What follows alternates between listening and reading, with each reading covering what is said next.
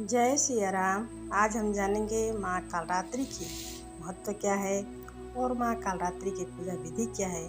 माँ कालरात्रि की पूजा करने से कौन से दुखों से छुटकारा पाया जा सकता है, इनके पूजा के क्या चमत्कारिक लाभ हैं और माँ कालरात्रि के पसंद के कौन से भोग हैं, कौन से रंग हैं, कौन से मंत्र को जपने चाहिए और क्या उपाय करें शत्रुओं से बचने के लिए, लंबी आयु के लिए।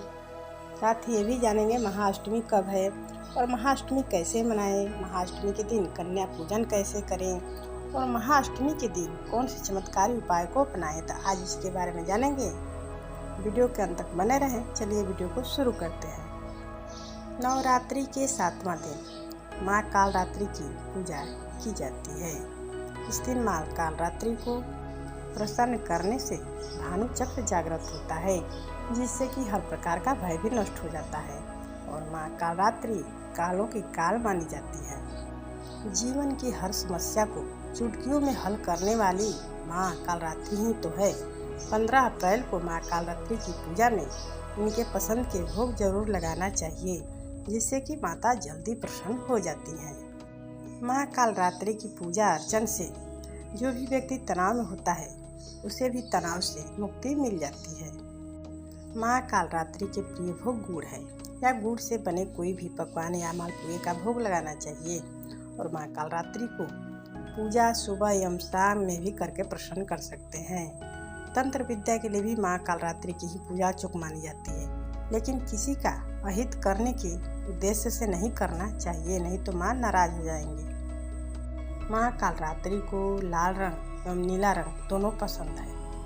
जब भी पूजा करें तो हो सके तो लाल रंग के ही वस्त्र पहनकर पूजा करें और लाल फूल भी चढ़ाएं। माँ कालरात्रि के मंत्र हैं ओम कालरात्रै देव्यै नमः। दूसरा मंत्र है ओम ऐं ह्रीं क्लीं चामुंडाय विच्चे। ये मंत्र सिद्ध है। इसको थोड़े में भी जपने मात्र से मन की सारी इच्छाएं पूरी हो जाती है। अब जान लेते हैं माँ कालरात्रि की पूजा विधि। तो सुबह ब्रह्ममुहूर्त में उठकर नित्य कार्यों से निवृत्त होकर रोज की ही तरह स्वच्छ वस्त्र धारण करें, पूजा घर की साफ सफाई करें और फिर माँ के प्रतिमा को शुद्ध गंगाजल से मार्जन करें या मूर्ति हो तो स्नान कराएं। माँ को लाल रंग के वस्त्र अर्पित करें और माँ को स्नान कराने के बाद लाल पुष्प या नीला पुष्प भी अर्पित कर सकते हैं। रोली, कुमकुम, सिंदूर भी अर्पित करें और माँ को मिष्ठान, पंचमेवा, 5 प्रकार के फल भी हो सके तो अर्पित करना चाहिए और माता को शहद का भी भोग लगाना चाहिए। पंचोपचार या खोरसोपचार या पूरे विधि विधान से माता की पूजा करें और पूजा करने के बाद अधिकाधिक ध्यान करें, चालीसा करें, पाठ करें, मंत्र जपें।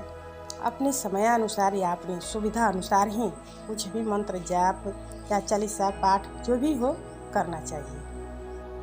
अंत में धूप दीप दिखाकर आरती करनी चाहिए और पूजा के सबसे अंत में कोई भूल चूक हो गई हो तो उसके लिए क्षमा प्रार्थना कर लेनी चाहिए और पूजा के बाद जो भोग लगाया गया हो उस भोग को आधे अपने परिवार में बांटें और आधे को किसी ब्राह्मण को दान कर दें। ऐसा माना जाता है कि माँ कालरात्रि की विधिवत पूजा अर्चन करने से आरोग्य की भी प्राप्ति होती है और सभी तरह की नकारात्मक शक्तियों का नाश होता है और माँ कालरात्रि अपने भक्तों को आशीष प्रदान करती हैं और शत्रुओं एवं दुष्टों का संहार भी करके सभी दुख को दूर कर देती हैं और परिवार में सुख शांति का वास हो जाता है।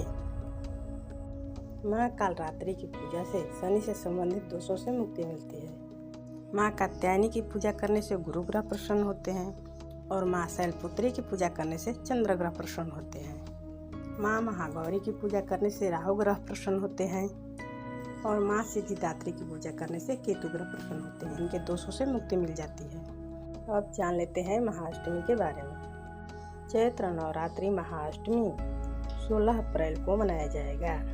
कहते हैं कि इस दिन पूजा करने से माँ महागौरी अति प्रसन्न होती है और इनकी पूजा काल संधि काल में ही श्रेष्ठ माना गया है, क्योंकि अष्टमी तिथि के अंतिम 24 मिनट में और नवमी तिथि के शुरुआती 24 मिनट में ही देवी दुर्गा ने प्रकट होकर असुर, चंड और मुंड का संहार करके संसार की रक्षा की थी।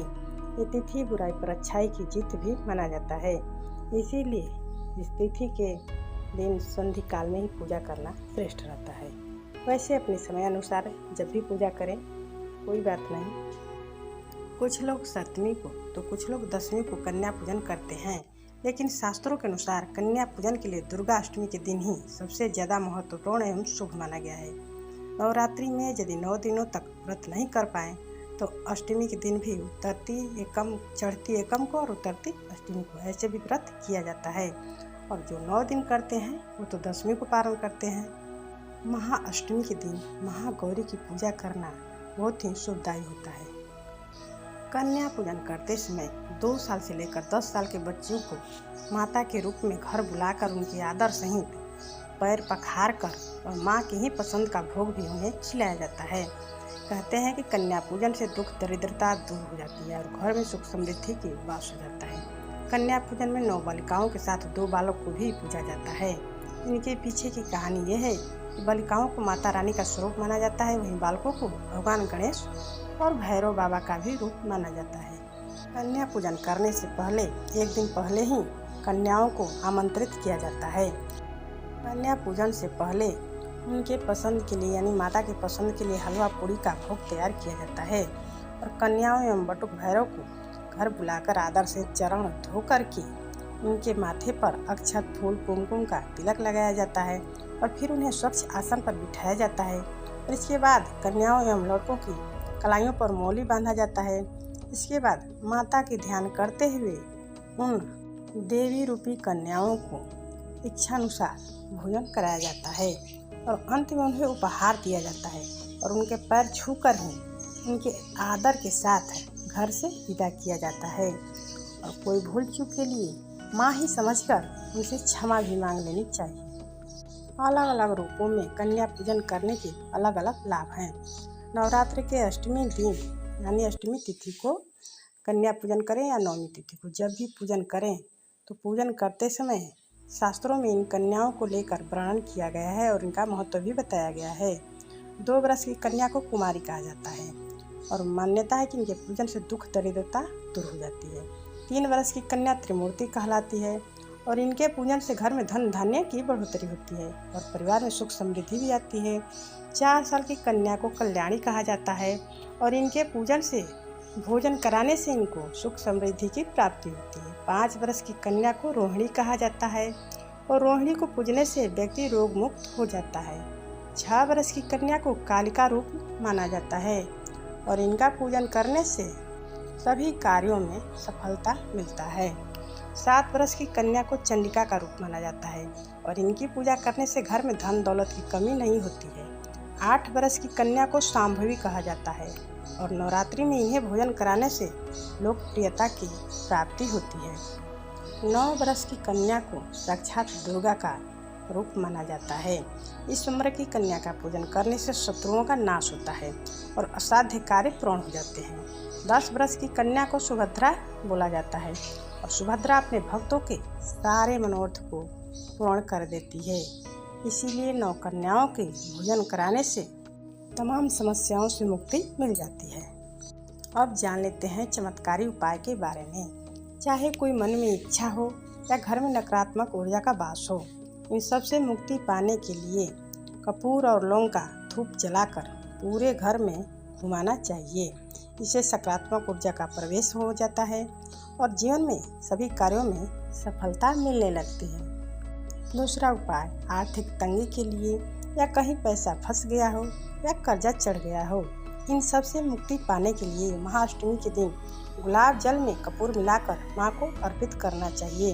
इससे धन संबंधी परेशानियाँ दूर हो जाती हैं और आर्थिक रूप से सुधार होने लगता है। हर कार्यों में सफलता पाने के लिए महाअष्टमी के दिन माँ को लाल गुलाब की माला चढ़ाएं एवं एक लौंग की भी माला जरूर चढ़ाएं। इससे जीवन में जो भी परेशानियाँ होती हैं, चाहे आर्थिक हो, शारीरिक हो, कुछ भी हो, वो सब दूर हो जाती है और कर्ज भी हो वो भी धीरे धीरे उतरने लगता है।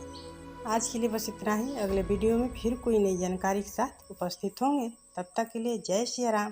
धन्यवाद। प्लीज़ लाइक शेयर सब्सक्राइब जरूर करें।